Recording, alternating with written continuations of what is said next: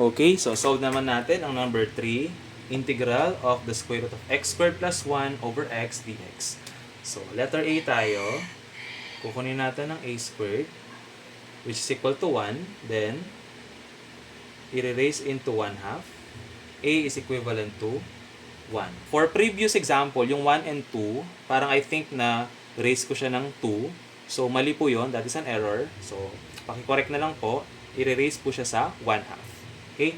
Then, for the next one, x natin ngayon is a tan theta. Bakit a tan theta, guys? Kasi ang format natin is x squared plus a squared. So, x is just equal to 1 tan theta. So, dx natin ngayon ay the derivative of tan theta is secant squared theta d theta. So, kukunin natin yung ating original format dito. So, integral of the square root of x squared plus a squared dx over x. So, ilalagay natin lahat ng mga value natin ng x and dx para makapag-solve na natin. Integral of x, square root of x, that is tan theta.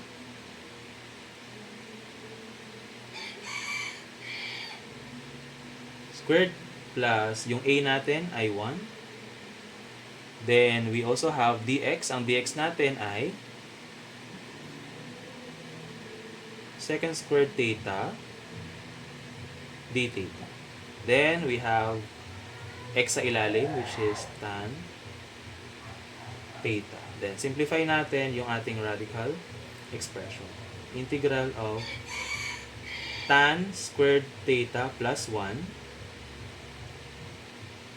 Then, multiplied by secant squared theta d theta all over tan theta. Then, we also have yung equivalent ng tangent squared theta plus 1 ay secant squared theta. So, ilalagay natin dyan integral of secant squared theta multiplied by secant squared theta d theta. So, makakancel po yung 2 doon over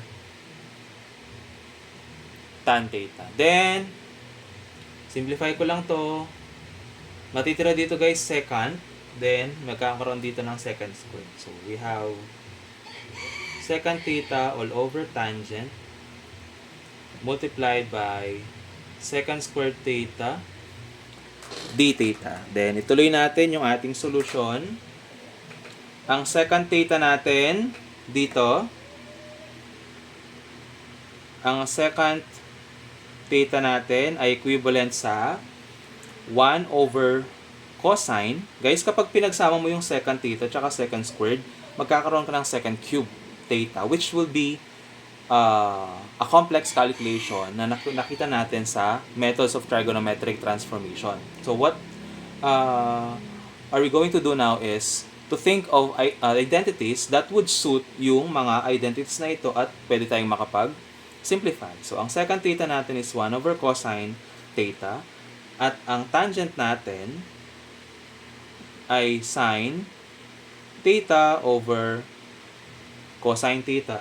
And then, ang secant squared theta natin ay tangent squared theta plus 1. So, ilalagay natin sa equation dito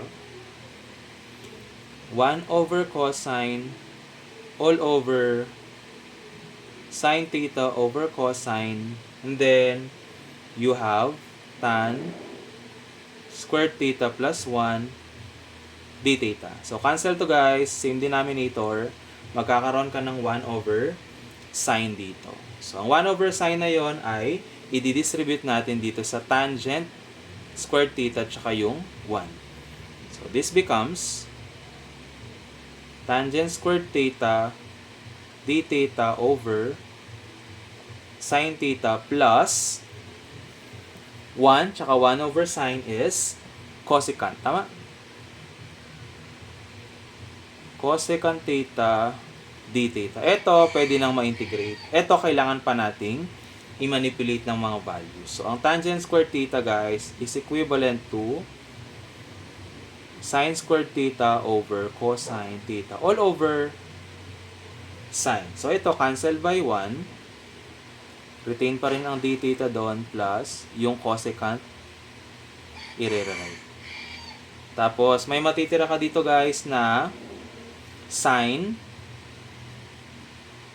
theta at saka cosine squared.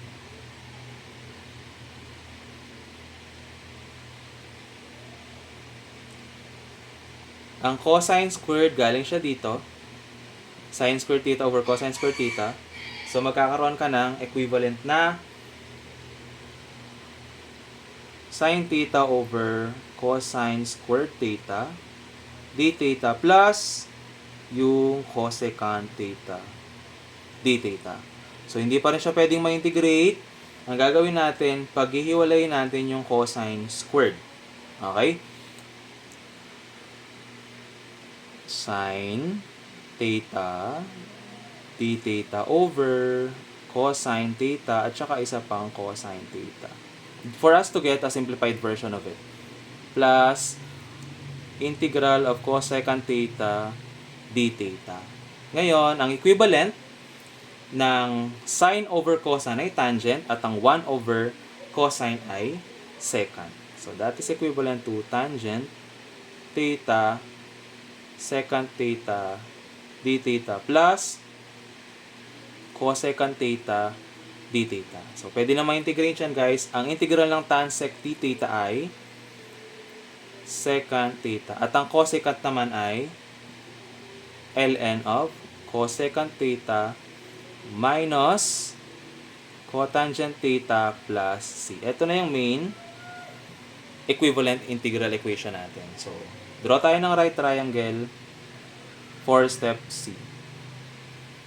Reference natin is x is equal to 1 tan theta, then x is tangent. Or tangent theta is x over 1. Tangent opposite over adjacent. Opposite is x, adjacent is 1. Then, kunin natin yung ating hypotenuse side. So, C is equivalent to a squared plus b squared. C is equivalent to a, x squared plus 1. Ngayon, meron na tayong tatlong side para makuha natin yung secant, cosecant, at cotangent. Ngayon, una muna would be yung ating secant. Ang secant guys is, so kung ang cosine ay adjacent over hypotenuse, ang secant naman ay hypotenuse over adjacent. Ang hypotenuse side natin is square root of x squared plus 1 over adjacent which is 1 plus yung ating ln of cosecant. Ang cosecant naman ay reciprocal ng sine. Kung ang sine ay opposite over hypotenuse, ang cosecant ay hypotenuse over opposite. Anong opposite side natin ay x. Minus cotangent is a reciprocal of tangent. So, this is just 1 over x plus c. So, simplify natin. Ito pwede kong pagsamahin guys. Tapos ito pwede nang matanggal. So, dito ko na lang siya isusulat.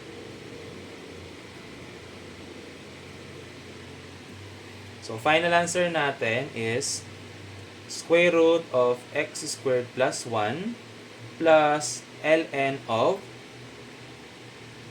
so kung LCD niya yung x, this is just square root of x squared plus 1 minus 1 plus c. So, ito na yung ating final answer.